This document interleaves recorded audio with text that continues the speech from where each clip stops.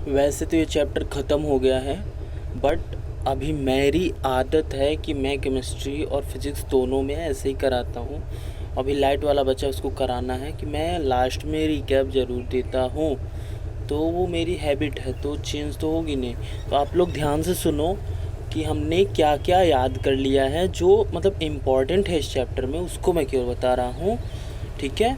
तो सबसे पहला, in any complete chemical equation we must have reactants, products and physical states of symbolically equal. इसका मतलब क्या है? इसका मतलब ये है कि जैसे हमने बोला कोई भी एलिमेंट, इसमें बोला A plus B gives C plus D, तो ए जो भी है, मान लिया अगर ए सी और बी डी, तो यहाँ भी लिख दिया ए सी और B D, gas phase, solid phase, gas phase, solid phase, कुछ भी फेज, तो ये सब लिखना किसी भी केमिकल इक्वेशन में वैल्यूएबल है। मतलब आपको समझ में आ रहा होगा, यहाँ पर कुछ भी आप लिख सकते हो केवल समझने के लिए कि any complete chemical equation we must have reactants, हमारे पास रिएक्टेंट होना चाहिए, प्रोडक्ट होना चाहिए, और उनके स्टेट, वो सॉलिड हैं, गैस हैं, एक्वस हैं, वो होना चाहिए।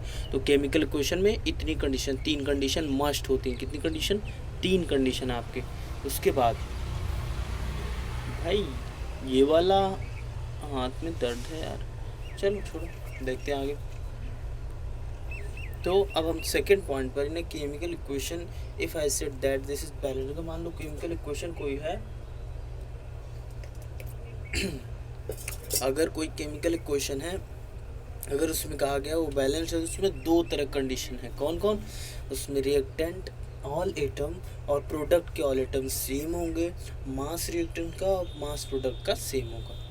अब थर्ड पॉइंट, एक कम्बिनेशन रिएक्शन अगर बोला जाए, क्या बोला जाए? कम्बिनेशन रिएक्शन, तो वहाँ पर 2 या 2 से ज़्यादा सब्सटेंस होंगे जो कंबाइन करके एक सिंगल सब्सटेंस बनाएंगे, ठीक है।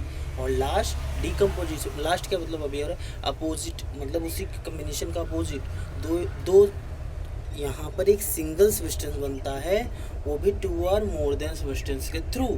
मतलब इसमें जैसे देखो, इसमें है कि A प्लस बी, मान लिया 2 सब्सटेंस जिससे C बना, और इसमें है, हाँ इसमें है 2 और more substance combined to the forming, और इसमें है कि कोई अकेला बनाया 2 या 2 से ज़्यादा को, ठीक है। तो मैं ऐसे ही जनरली समझने के लिए कि एक कोई एलिमेंट अकेला कोई कंपाउंड 2 या 2 से ज़्यादा कंपाउंड को बना दे, तो वो डिकम्पोजिशन रिएक्शन, और जो 2 एक बनाए तो वो कम्बिनेशन रिएक्शन। मैं क्यों बता रहा हूँ, इसे आपको नोट करके रखना है, ये पूरा, ये वाला पेज और ये वाला पेज। जब आप एग्ज़ाम टाइम पर जाओगे तो आपको ये दोनों एक बार रिवीजन के लिए है। शॉर्ट नोट्स कहा हूँ तो बनाए तो होगे ही नहीं आप लोग, मुझे तो ये पक्का भरोसा है आप लोगों पर, इसलिए मैंने बनाया। दूर हूँ ना, तो मजबूरी है कि आप लोग को अच्छे से पढ़ाना है। पहले से भी ज़्यादा, वैसे तो डांट भी सकता था। कुछ बच्चे मेरे कहे गेट पर बैठ के बना रहा हूँ तो ट्रैक्टर भी लेकर जा रहे हैं साले, पटक पटक पटक पटक। लॉकडाउन में भी शांति से नहीं बनाने देते कुछ। चलो हाँ, हम लोग थे डिकम्पोजिशन रिएक्शन में, opposite to combination reaction, here single substance decomposes and give two, ये हो गया। अब लास्ट में अगर मान लो हम अब पढ़ने जा रहे हैं एक्सोथर्मिक रिएक्शन क्या होता है। क्या पढ़ने जा रहे हैं? एक्सोथर्मिक रिएक्शन क्या होता है। तो if we do a reaction on a lab, हमने कहीं पर एक रिएक्शन किया, और हमने रिएक्शन करने के बाद लास्ट में देखा कि उसमें हीट को गिवन किया, heat is given out, heat बाहर की तरफ आया, तो रिएक्शन क्या कहलाएगी? Exothermic reaction. वो रिएक्शन क्या कहलाएगी? Exothermic reaction. जैसे समझने के लिए केवल कि मैं बोलूँ एक एलिमेंट ए है या कंपाउंड, एक कंपाउंड बी है, इन दोनों में हल्का फुल्का हीट था जब हमने इसको रिएक्शन करवाया, तो देखो ज़्यादा हीट नहीं, बस समझने के लिए है, एग्जाम में मत बना देना। जब ज़्यादा हीट आ गई तो वो हमारा एक्सोथर्मिक, मतलब हीट को गिवन आउट करे, मतलब हीट को गिवन आउट करे, वो रिएक्शन एक्सोथर्मिक रिएक्शन होगी आपकी। और जो रिएक्शन हीट को एब्जॉर्ब कर ले, वो क्या होगी?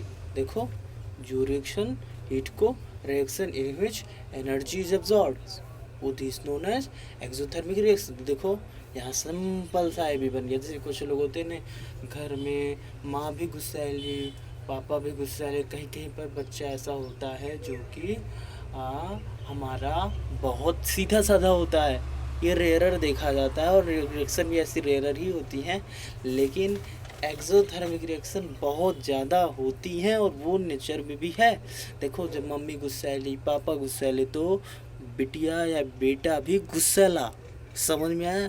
तो वो बिटिया बेटवा आपका एक्सोथर्मिक और वो बिटिया या बेटवा आपका एंडोथर्मिक। अब हम लोग चलते हैं डिस्प्लेसमेंट रिएक्शन। तो यहाँ पर बता ही चुका हूँ कि एक एलिमेंट अकेला जाके किसी कंपाउंड में से एक एलिमेंट को रिमूव करके खुद बैठ जाए, डिस्प्लेसमेंट रिएक्शन। डबल डिस्प्लेसमेंट मतलब एक दोनों टूटेंगे, एक दूसरे की थाली अच्छी लगती है तो एक दूसरे जुड़ गए तो डबल हटे तो डबल डिस्प्लेसमेंट रिएक्शन। और precipitation reaction produced insoluble salt. Precipitation reaction हमारा इनसॉल्युबल साल्ट को प्रोड्यूस करता है। उसके बाद देखो ऑक्सीडेशन रिडक्शन में 2 पॉइंट याद रखो। जिसमें ऑक्सीजन गेन हो, जिसमें ऑक्सीजन बढ़ जाए वो हमारा ऑक्सीडेशन है, जिसमें हाइड्रोजन घट जाए वो हमारा ऑक्सीडेशन है। इसमें ऑक्सीजन घट जाए वो रिडक्शन है, जिसमें हाइड्रोजन बढ़ जाए वो रिडक्शन है। ठीक है, हो गया। अभी देखो आगे हम लोग पढ़ते हैं अपना आज का। ये है कि हम लोग आज क्वेश्चन करने वाले हैं, तो कुछ क्वेश्चन इस वीडियो में मैं मिला कर देता हूँ, कुछ अगले वीडियो में।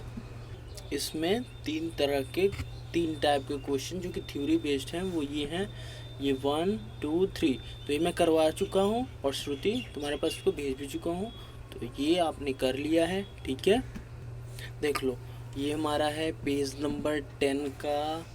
ये अब मतलब वो फर्स्ट था, ये हमारा सेकेंड है, थ्योरी का सेकेंड क्वेश्चन। ठीक है, क्वेश्चन देखो सबसे पहला है हमारा, a sodium of a substance X is used for white washing solution. Sorry sodium दिख रहा है। A solution is substance X is used for the white washing.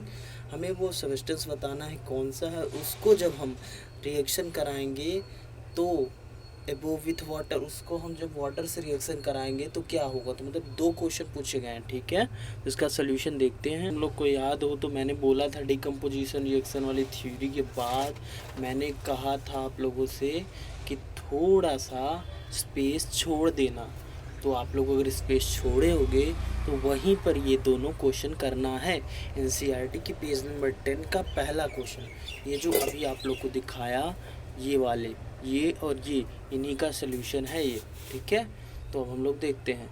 तो सबसे पहला क्वेश्चन यही था कि वो कौन सा है। तो वो अभी हम लोग पिछले एक्टिविटी में देखे भी थे कि वो हमारा आइटम है क्विक लाइम। क्या बोलते हैं इसे? Quick lime. तो इसे हम क्विक लाइम बोलते हैं एंड वाइट फोटोग्राफी में और क्विक लाइम बोलते हैं। इसे कैल्शियम ऑक्साइड भी बोला जाता है, क्विक लाइम को ही।